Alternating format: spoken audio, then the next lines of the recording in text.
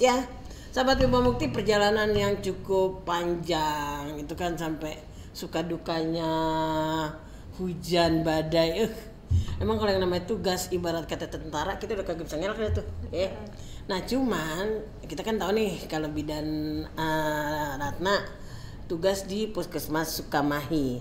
Nah sahabat Bima Mukti, sebelumnya saya ingin sampaikan juga bahwa nama beliau sendiri adalah hampir sama ya rupanya. Iya sama. Beliau adalah Sri Purwati AM Kep. AM Kep ini apa toh? AM Kep itu gelar apabila seorang bidan sudah menyelesaikan pendidikan D3, Diploma 3. Ya, saat ini saya masih melanjutkan pendidikan di S1 Kebidanan.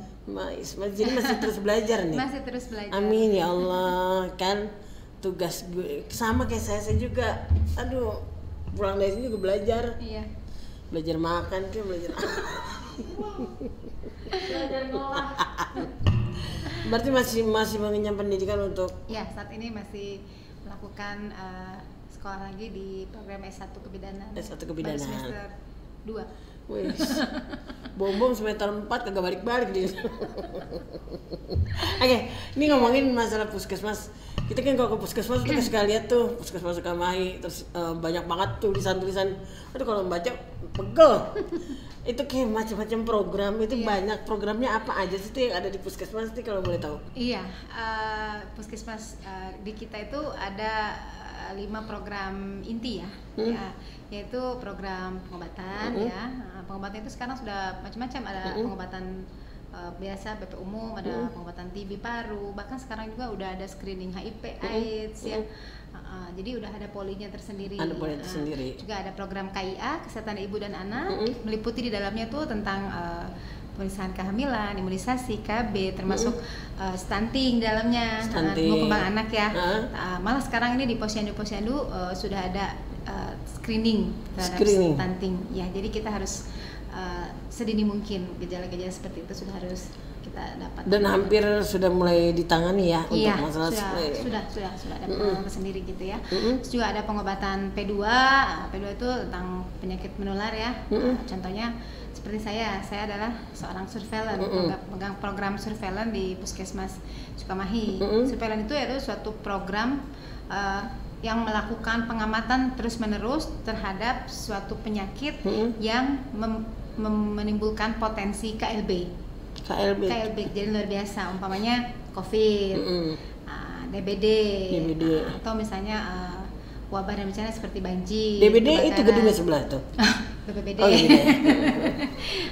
Seperti itu. Ada juga promosi kesehatan, program Promkes, juga program kesehatan lingkungan ya gitu. Jadi nah di dalamnya itu ada lagi program pengembangan lainnya, kayak program pengembangan seperti Pospindu. Jadi kita mengadakan pelayanan pos pembinaan terpadu bagi lansia di tiap desa-desa. Jadi kita yang menjemput bola, kita yang datang ke Pospindu. Kalau posyandu itu kan untuk anak balita, sampai 5 tahun. Nah kalau ini Pospindu itu untuk pralansia sampai lansia resti di atas 70 tahun. Juga ada pengembangan program penyakit tidak menular. Jadi penyakit itu kan ada 2, ada penyakit menular dan tidak menular. Nah, penyakit tidak menular kita juga udah ada program tersendiri gitu. Juga untuk program-program lainnya seperti penanganan HIV, AIDS. Ada juga program lainnya, program haji, kesehatan olahraga. Jadi sudah banyak sekali pengembangan di puskesmas. Banyak banget ya. Datang ke puskesmas. Itu dia. Jadi program-program itu sudah tersusun dengan rapi dan sudah mulai dijalankan untuk masyarakat kabupaten. Bagaimana dengan masyarakat Kabupaten Bekasi terutama yang di Sukamahi ini selama ini, apakah mereka udah bisa juga bekerja sama dengan, dalam artian mereka bisa mematuhi apa yang sudah disampaikan, atau juga tingkat kemasyarakatannya sendiri bagaimana ya? Ya alhamdulillah ya, setahu saya terutama intern, karena kebetulan saya kerja di wilayah Cikarang Pusat. Untuk wilayah Cikarang Pusat sendiri sudah banyak sekali yang mengerti tentang arti kesehatan, apa itu puskesmas. Jadi mereka sudah mulai tahu bahwa di puskesmas itu tidak hanya serta-merta melulu orang sakit. Betul. Di situ sudah ada bisa konsultasi, bisa untuk KB, bisa untuk tentang penyuluhan, tentang pokoknya sudah banyak, jadi tidak melulu tentang pengobatan. Juga ada senam ibu hamil, senam lansia, yang lebih naik daun kan vaksin nih buat ini. Ular keket naik daun. Lagi jadi artisnya. Benar, lagi artisnya. Vaksin. Nah, untuk apabila ada masyarakat yang ingin datang berobat itu apa yang mereka harus bawa sih sebenarnya gitu? Kita simpel aja sih Pak Lina ya. Paling identitas yang paling baku ya, yaitu KTP. Karena sekarang NIK-nya itu kan sudah online, jadi ada pas kita mendaftarkan itu, setelah kita ketik NIK itu sudah muncul dia BPJS ada atau tidakkah, KIS ada atau tidakkah, atau paskesnya mana. Hanya dilihat dari KTP saja. Hanya gitu. Itu pun tidak asli, boleh fotokopi atau mungkin dia tidak bawa fotokopi atau tidak bawa KTP, mungkin ada di HP di galeri boleh. Jadi kita sudah sangat fleksibel ya? Sangat fleksibel, tidak udah nggak kaku banget, nggak kaku gitu kan. Dan juga kita gratis. Iya, gratis tuh. Bom kemarin nanya gratis Bom ya. Paling itu aja sih, sangat apa simpel sih? Hanya membawa KTP saja. Oke. Ini adalah sekarang tadi kita ngomongin tentang seorang Minawati atau seorang penyanyi. Aduh, kayaknya kalau tadi udah penjabaran tentang puskesmas, tapi nanti aku juga pengen disampaikan loh kepada masyarakat kesan ataupun saran dari seorang bidan Ratna yang bertugas sebagai seorang bidan di Puskesmas Cikarang Pusat. Tidak hanya Cikarang Pusat saja, dengan adanya ini bisa dilihat oleh masyarakat untuk lebih jelas lagi seperti apa sih nanti ya saran dan kesan ataupun pesan yang akan disampaikan. Tapi sebelum ngomongin masalah pesan itu nanti di terakhir, saya pengen ngomong ngulik-ngulik nih. Katanya kabarnya selain seorang bidan punya hobi nih. Gue setiap kali ke puskesmas diajak nyanyong mulu coy. Gak kapok kan? Kapok mah kagak, diliatin orang banyak. Katanya gila nih gitu kan. Tapi benar enggak sih kalau seorang bidan Ratna ini adalah seorang biduan? Iya betul. Biduan itu kan suka gatel-gatel gitu. Biduran. Oh, benar. Bom itu mah. Sabar Bom. Ini tikernya yang dibakar. Kasur. Lu ngegas mulu bang gulu. Jangan suka ngegas sama Bom. Oke, seorang biduan. Ini profesi atau hobi atau profesi ganda? Iya. Iya. Emang masih kurang apa dari yang itu? Enggak, ini hobi po. Oh gitu, beda. Iya. Beda, ya. Saya hobi menyanyi dari kecil ya, dari SD kali ya. Jadi awalnya sih biasalah tingkat-tingkat RT, sampai 17-an, menang gitu ya, naik tingkat kecamatan gitu kan, sampai tingkat kabupaten dulu tuh sering ikut lomba di radio. Gitu. Terus ya ada tuh grup-grup musik lah ya. Dangdut ya. Ya udah ikut manggung yuk gitu. Awalnya sih berapa itu bayaran pertama? Aduh minim banget. 25 ya. Itu dapat uang 25.000. Kayaknya kalau bisa dilaminating gitu. Seneng banget itu. Masih kecil dapat duit gitu. Sampai gitu kayaknya udah gede banget gitu. Saya duit sendiri. Duit sendiri ya. Terus diajak manggung-manggung. Tapi itu tidak mengganggu ini ya, tetap waktu itu kan tetap konsen sekolah, orang tua tetap mendukung, silakan kalau emang kamu hobi, yang penting sekolah tidak boleh terganggu gitu. Jadi pendidikan itu penting, jadi tetap bersekolah, hobi juga lanjut sampai sekarang. Dari panggung ke panggung. Dari panggung masih, alhamdulillah. Sekarang saya sudah ada single terbaru. Oh iya, ciptaan dari Mas Hermim. Dari orang dari Jakarta. Dia adalah seorang peserta lagu senior. Alhamdulillah dia sudah menciptakan lagu untuk saya, Mas Hermim. Mas Hermim. Jadi sudah launching ya album perdana saya, album terbaru yang berjudul Memori.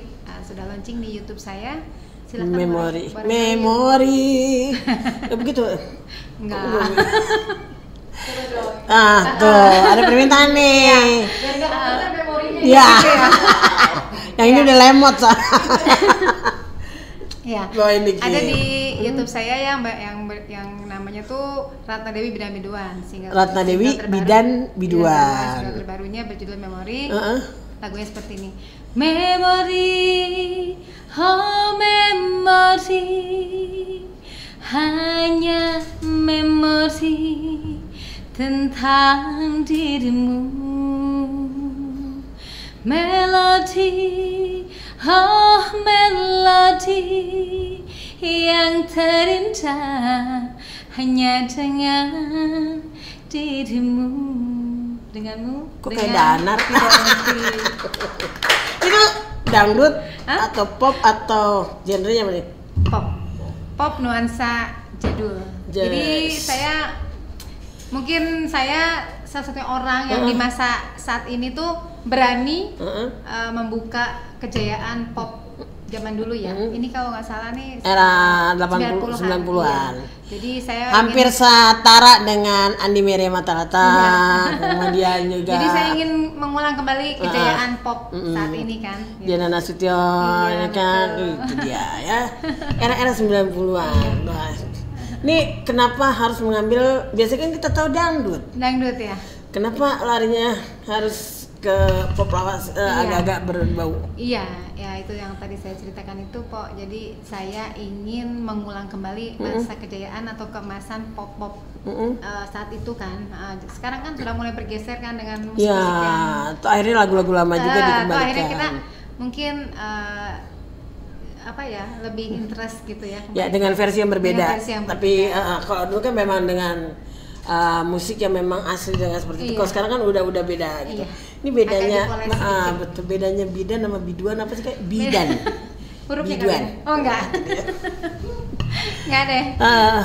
Ya, saya kalau seperti ini di puskesmas berarti saya sebagai seorang bidan. Sure. Nah, di saat saya di panggung, saya fokus totalitas sebagai seorang penyanyi dan seorang entertain. Berarti saya seorang biduan. Saya pengen gitu. Tapi kalau saya pengen jadi biduan gitu dandan, saya dikatain sama Manin. Kenapa? Kata lu itu pakai bibir merah, kata kayak habis makan orok. Jadi gua hapus lagi, gua gitu jadi. Gua jadi nanti namanya orang-orang udah cakep gitu pengen kayak perempuan didempul muka. Sama saya ya. Lebih hancur lagi ntar. Tapi semangat banget dalam dunia nyanyi. Udah kemana aja? Ya itu Pok, alhamdulillah ya. Kita sih ya job selalu ada ya. Paling sering itu di acara-acara kedinasan Pemda umpamanya sebelum Covid ya. Saya 2 tahun tuh diundang meramaikan acara di Pekan Raya Kabupaten Bekasi. Kita pernah nyanyi di PRB ya waktu itu ya? Iya, tahun 2018. Apa dulu lagunya? Itu ya? Iming-iming ya? Iya pernah. Masih ingat ternyata dia pemirsa. Yang dulu almarhum suruh nyanyi itu. Saya udah lupa ya. Yang almarhum suruh nyanyi. Yang pas dia lagi sama Pibi keluarnya. Iya. Dulu di PRB. Iya, itu terus dari 2018 sudah kami. 2019 di saingan nama guru SMP tuh. Di Wibawa Mukti, di Gor Wibawa Mukti. Habis itu terus Covid ya. Sebelum itu juga saya sering acara event-event kayak dinas pertanian, dinas pariwisata, kemudian olahraga ya. Dulu gitu. Kalau kagak salah dulu nih sahabat Wibawa Mukti pas dia lagi lomba dia nyanyi, kata gua, Ono dia bagus iya bagus nih lo lihat nih ada yang kecetit dikit nih. Kon aku. Akhirnya tapi itu dia emang pengalaman dari kita dari panggung ke panggung itu merupakan guru yang paling indah ya. Guru yang paling indah dan sangat mengesankan. Benar. Selanjutnya paling di event-event. Iya. Gitu. Dan udah kemana aja sih jauhnya, sejauh mana nih? Udah sampai paling luar kota ya, kayak acara-acara kedinasan tuh Bandung, gitu ya, Jakarta sering. Pengen sih diundang ke Pekan Raya Jakarta. Amin. Ada yang mudah-mudahan doakan kita kan. Iya. Bisanya kan Allah kan dikabulin gitu. Amin. Itulah perjalanan daripada seorang bidan Ratna. Dari dia seorang bidan akhirnya menjadi aku seorang biduan. Dan sekarang ini sudah menelurkan satu single ya. Dengan judul Memori.